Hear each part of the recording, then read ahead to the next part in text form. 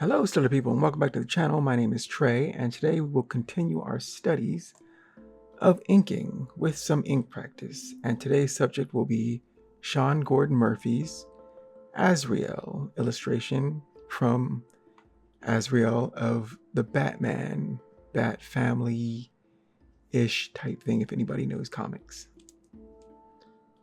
So this all started with this comic or graphic novel, Batman the White Knight, by Sean Gordon Murphy, and Matt Hollingsworth. Sean Murphy on the pencils and art and inks, and Matt Hollingsworth on colors, I believe. So when I got this graphic novel, I really liked the inking style. The inking style is loose and grainy, and some things are abstract and some things are well defined. It is beautiful to look at. There's so many different techniques that I haven't really seen before, and that's why I really like this book. So within it, there's these pages where it just shows the raw inks without colors, and I really like the illustrations in this book. And another example, there's some design, some typography. It's stunning, absolutely stunning. Hash marks, spot blacks, there's energy in it.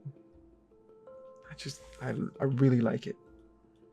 After Batman White Knight, I decided to read more of their work with the sequel to that one, which is Batman Curse of the White Knight. And I have these single issues.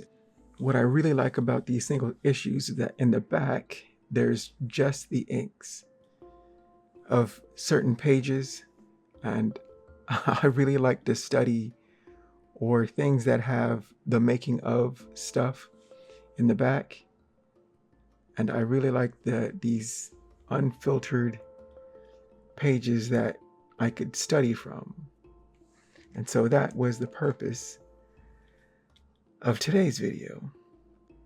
So in the pages of book 2, there is this one illustration, this illustration of Azrael. And I really like this illustration. It's a near full body, and it's dynamic, it's threatening. And I noticed that in book 1, at the very back, there's the inking of that same illustration, but just in black and white. And I thought, oh, that's fantastic. I really want to do this one. But it's complex, and I don't know much about inking. But I thought, you know what? Give it a shot and let's see what happens. So this is the illustration that we're going to be doing a reproduction of today.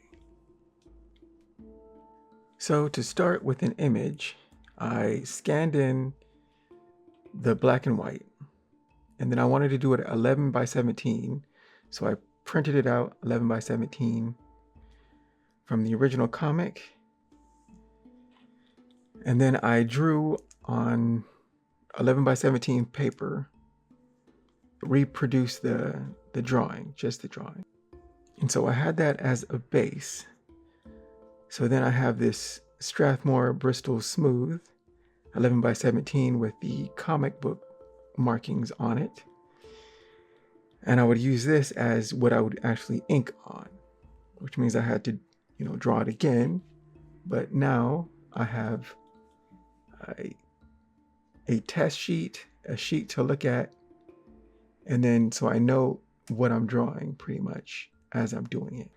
So then using the black and white as a guide to reproduce the image onto this Bristol paper was the start, and this took quite some time. So I spaced it out over a few days. I tried to double check the drawing on the other reproduction I did of the tight pencils, just to make sure I have all the details so I can get this right. So now I have it all transferred down to Strathmore paper. It's a little thicker, more sturdy, and able to withstand the ink that will be applied. Has all the markings for a comic book page, and I have we'll call this a guide image so that I kind of know where I'm going. And so hopefully I can remember where everything is. But also we have the black and white copy so that I know where my inks go. And so now we're ready to start. So to start, I'm using the microns to get most of well, there's not much background, but to get the background in, it's a lot of fine lines, some straight lines. And so the micron will do before we get to the brushwork of the actual character. Now that the background is mostly filled in, using the microns, I can now move on to the actual character inking. So now I have my two pens that are relatively new. I have the Kuretake and the Cambio. And I usually move from upper left to lower right, so I can keep my hand from going through wet ink, which is always a danger for me. So once we have the background done, it's time for the meat and potatoes of the inking process. And that is the outline of the character, which usually takes the longest time because there's a lot of details and things you gotta get. So yeah, this could take a bit, but it's also one of the most fun parts because you start to see, I feel like the line solidifies the character and makes a level of detail that makes the character live, and that's always a good feeling. But yeah, it's a long process, and you try to keep my energy up, and I do this over the course of days. Depending on how complicated the piece is, the energy management is one of the most important things, because once I get tired and fatigued, then I start to make more mistakes. I try to move faster because I want to get through it. And so chopping it up into smaller bits, even during the same day, if you take a break, walk away for an hour, come back to it, you'll feel fresher than trying to bull your way through, which is known to cause me some problems. So I take some breaks, and settle in for one of the longest periods in the inking process.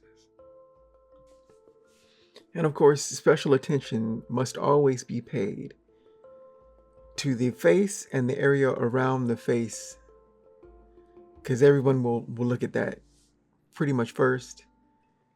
If you're trying to sell a splash page or, a cover, the main focus of interest will usually be the head, face, eyes, expression. And so you try to take the most time on that. Take your time, don't be in a rush, execute, and just enjoy it. Enjoy it. That should be like the most important part. Enjoy the process. Just, relax, take it easy. Sometimes I start to freak out because if I can't get the face, or if I make a mistake, I start to, it's not. So that's not a fun way to be. So I take it easy, be breezy with it. And know I could always fix it in with either whiteout or computer. Computer is a great way to fix things. But we'll be all right. We'll be all right. Now, I don't know if many of the audience are comic book readers or know anything about comics, but This is Azrael of the Bat family, and I have been reading comics for quite some time, since I was a teenager. I off and on. I stopped and then now I'm back because of the X-Men and all that. But Azrael came about, I think, during just after Bane broke Batman's back. Bruce Wayne, as Batman, got into a tussle with Bane, who juices himself up on, I think, a drug called Venom or something like that. I forget what it's called.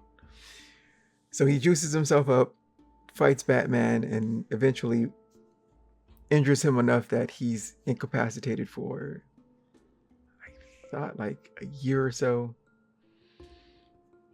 But in comics, that was a big thing because, like, who's going to be the next Batman? The city needs a Batman. And this is one of the alternatives. He had this cool suit, and he dressed up kind of like Batman, but it was like more slightly futuristic. And he went around and he was brutal, or much more brutal than Bruce Wayne Batman. And he became, known as the menacing Batman. Or he was hardcore at the time. I think this was like during the 90s, or if I remember correctly. And I liked the character because I just something different, where Batman is gone and how do other people take on the mantle of Batman. And so Dick Grayson, he's doing his thing, trying to help out the city, and Robin's trying to help out while Batman, Bruce Wayne, is recuperating. And then he comes back, of course, and he doesn't get rid of all the, but he's like, thanks guys, I got it from from here.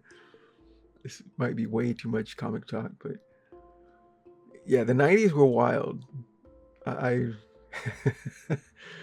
That's kind of where I came up with comics. But yeah, a lot of things were very, well, I wouldn't say very different, but there was like an extreme thing that was happening a lot at the time, where everything had to be, taken up a notch to, like, we don't just have, can't just be a simple color. It has to be like neon colors. It can't just be Batman. He has to be super brutal Batman. Superman died, and then there were like 4 Supermen, and because more comic books. But anyways, I digress. Azrael was cool, and he went from doing that once Batman, Bruce Wayne, came back and stopped him from, hey, maybe, we don't kill and don't be a super jerk, because, even criminals can rehabilitate. And he went from being Batman to Azrael. I think that's how it goes. I could have been making this whole thing up because I can't quite remember, but I think that's how it. Anyways, let's move on to something else. All right, so one of the most interesting parts about Sean Murphy's art, well, I guess any art in general, is that there's pockets of details, and then there are areas that don't need so much detail. And I think it's that contrast that can make art look more interesting. So say, for example, the underarm and a lot of the midsection will use a lot of blacks, a lot of spot blacks. But then there are areas of detail, and even like fine detail, like his arm, his shoulder guard that I was doing just a moment ago, has more details and finery, or little bits that accentuate the look, while having a counterbalance to that being these areas of just dark blacks. And I've always thought that that's cool. And so that area I just did on his belt that is just behind this machine gun. I don't know anything about guns. You know, there's that area of details, and there's details on this weapon, but it all works together. Where there's detail, not too much detail here, where you want people's eye to move around the picture, but stop in certain areas, like the face. What is he holding? Oh, that's a weapon. What is his other hand doing? Oh, that's a flaming sword. And there's just enough details to make things interesting. And that balance is always kind of cool, and I always try to get better with such things. And now we're doing the final touches where I'm bouncing around using pens to get little details, try to have an idea where the effects will be, like for the fire, and just going over every, giving it a once over, trying to make sure everything reads the way I want it to read before I start the spot blacks. And that is coming up next. And there we have Azrael. The outlines are done. That was a long process, but we got through it. Nice. And now it feels much more solid. So let's move on. So now that we're done with the outlines, now it's time for the spot blacks. So I have my kneaded eraser, and now I'm just going to knock back some of the guiding lines for the character, that red pencil, just to knock those back. I can also, mess with it in computer after it's scanned in, but just to get some of that up, because I no longer need those, mostly. And then we can move on to the spot blacks. No, it's nice, it's fresh, it's clean, looking pretty good. I know where the spot blacks are, and the most, the character spot blacks will take the most time now. The blacks for the background are usually go pretty quick, but it's all the levels of detail on the character. And so I have some old brushes to make some texture in certain areas. And then I have this pen, which is, the ink flows a bit too quick for my liking, but it makes a good spot black. And we're ready. So now looking at Sean Gordon Murphy's, I know where a lot of the blacks are, right, for the figure. Underarm and the face and the stomach are going to be the most important parts. But also this flame effect is going to be interesting for me, because I've never done, I don't usually do effects so much. And so this will be a pretty good challenge. And so the flames are radiating light from this light source. And so I'm scuffing it because it's not all uniform. And then after that, we're doing the emboldening some lines, but mostly the shadow areas are going to be the main focus. And then we'll come back like later time and do some detailing and all that. But this is going to be fun, because this is when it starts to feel not like a coloring book or you give the character dimensionality, like a being standing in space and light hitting that being being Azrael. And also I try to go from upper left to lower right, and have this paper just to keep my hand from going through some ink, because sometimes I'll spot things in different areas that I need to go back to. But this is one of the most fun parts, because it starts to feel like a figure in 3 dimensions. This is why I want to learn or get a lot better at inking. because it makes a big difference on your art, feeling like it's characters or things moving in space while it's just a two-dimensional flat image. This is also the place where you think about lighting. So Azrael has a flaming sword, again, extreme from the 90s.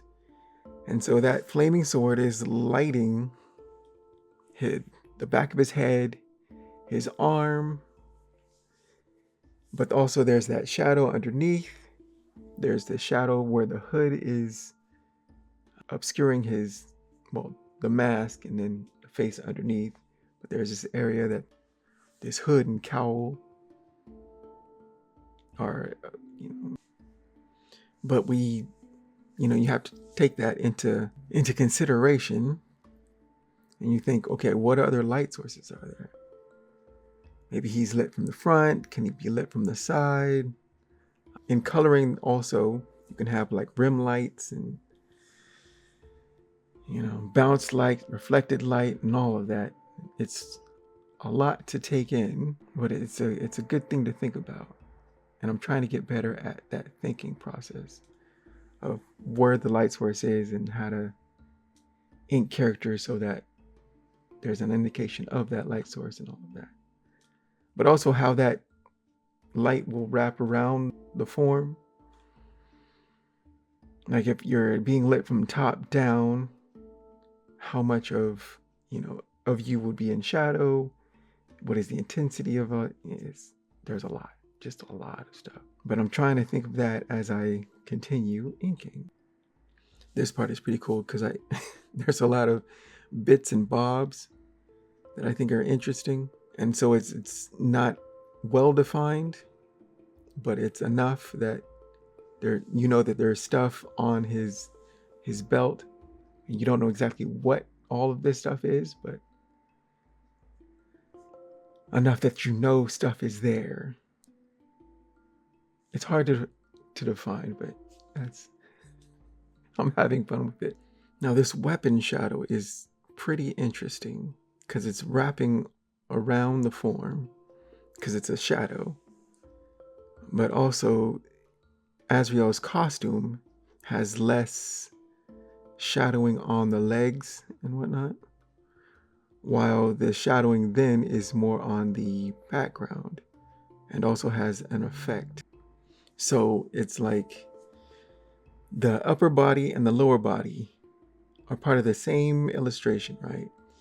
And I usually think of illustration as one main focus, like so for the upper part, and the fire and that energy would be the focus, but also lower, if you want people to look all over the image, how would you do that? And so having this boldness for the bolder, just jet black backgrounds on the lower part, while his legs aren't as inked, is interesting. So it's almost like the opposite. I don't know. I'm just rambling now. I'll stop. I'm just working through it. And that is the inking for the figure of Azrael. And now we'll start the background spot blacks, which will make this really pop. And it shouldn't take as long as this section. So now it's time for spot blacks, and I'll move all over, going from the top to the left side, then to the right. But the most energy and the, most dynamic areas are this upper part. So I want to try to get this down first. And I want to try to keep that energy by using once you get most of the ink off of the brush, I kind of scuff areas where that light would be radiating off of the flames. Now this is doing textures and effects. And I don't do this often. I should do it a lot more. Like, how do you simulate fire? How do you simulate, air your warm breath coming out of your mouth on a cold day, like stuff like that. It's always interesting to think about how would you do that effect of the real world on just with inks. And so I'm trying to think about that as I go. It's not going to look exactly like the original, but because there's a lot of improvisation.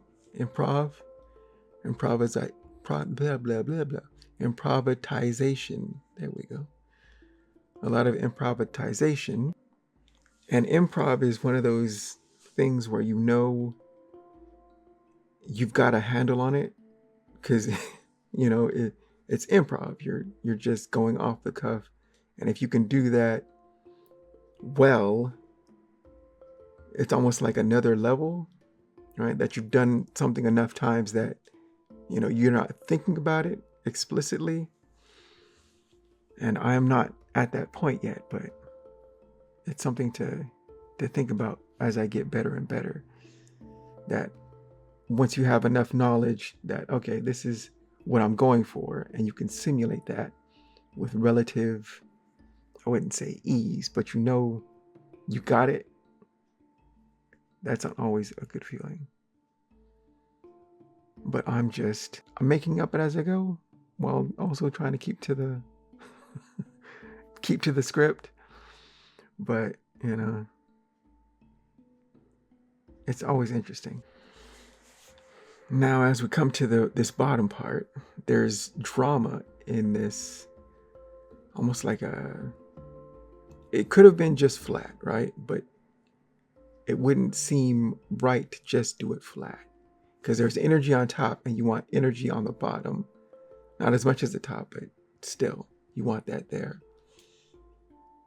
And so, there's a lot of scuffing and more, use of drier ink to give this effect that there's, it's not just flat blacks, but there's a lot to think about, more than I would think when doing spot blacks. And that's kind of what the challenge is for me as I try to get better at this, is that there's ways to do things that I don't know of, certainly not, well versed enough to know, but that's why we're here. Just in the act of doing, I'm picking up on things that I wouldn't pick up on if I just looked at it. And that's why we practice. So again, I'm trying to tighten up those light of the flames, and it's not going to be perfect. But I just want to get through the reps in, right? Get the practice in. Think about what I can learn from it, and then continue on from there.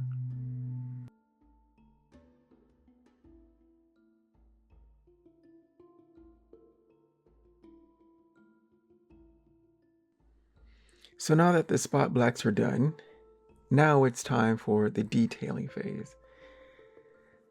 I go back to the original Kuretake pen, brush pen, and I have a whiteout pen just in case. I don't think I'll really need it because I'm not too far off, and I didn't, totally botch this.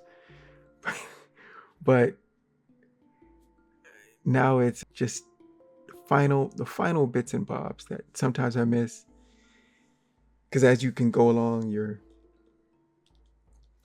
not always thinking about certain things, or you notice things as it goes along. So I always try to have this detail, take a moment, take 5, come back to it, and then work on the details. And I'll notice things that need to be touched up. And I could do this all day, because the detailing phase can be a very, very long phase. But I think I got most of the learning out of it that I was going to get from it. There's always stuff I can learn. But in the broad aspect of doing it, more or less, we did it. But yeah, doodling is one of those areas where I could do this incessantly. And so I'm trying to keep a handle on that while also getting it done. And I think we're done. I think that is that. So on the left, we have the copy of Sean Murphy's Azrael, which is beautiful to look at, dynamic, incredible. This is the sketch that I did just to get the placement of everything. And this is the final, all inked. Got the spot blacks and spot blacks for the backgrounds, and light effects, texturing. And that was awesome. I'm really glad I did this. I had been wanting to do this, like a lot of things, for quite some time. And this was a great excuse to practice with inks using Azrael from Curse of the White Knight Batman by Sean Gordon Murphy. Incredible artist. Now, what did I learn from this? Well, I learned that a page can take quite some time, because I think I did this over the course of a week. Most of the time was in the drawing as opposed to the inking. So that's interesting. How to do light effects, texturing can really make a big difference in a piece. So that's another thing. Spot blacks and thinking about light. Having a contrast of like dynamic areas and not so dynamic areas, or places where, they don't need to be the emphasis. And it's not perfect. There's a lot of things that are off, but overall, I really enjoyed making this one and learning something in the process of doing. So I would always recommend the process of doing is usually one of the most important things to learn. So find your favorite artist, look at their work, study it, and if you can reproduce that and then add that some elements to your work, I think that will be very beneficial. So, I've been Trey. Thank you for joining me. You can find my work at treyhodges.com, and I will see you on the next video. Take care. Bye-bye. Keep shining.